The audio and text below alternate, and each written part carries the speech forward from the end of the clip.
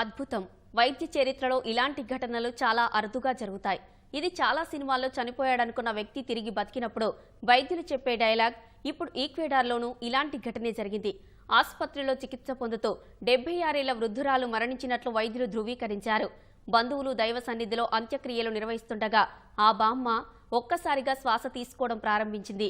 ఈ ఘటనతో తొలుత షాక్ తిన్న బంధువులు వెంటనే వృద్ధురాలిని ఆసుపత్రికి తరలించారు. అది ఈక్వెడార్లోని ఆసుపత్రి గది. 76 ఏళ్ల వృద్ధురాలు గుండెకు సంబంధించిన వ్యాధితో చికిత్స పొందుతోంది. వైద్యులు ఎంత ప్రయత్నించినా ఆమెను కాపాడలేకపోయారు.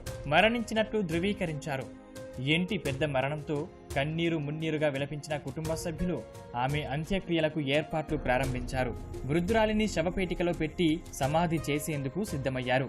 కుటుంబ సభ్యులు దేవుడికి ప్రార్థనలు చేస్తున్న సమయంలో వృద్ధురాలు ఒక్కసారిగా శ్వాస తీసుకోవడం ప్రారంభించింది.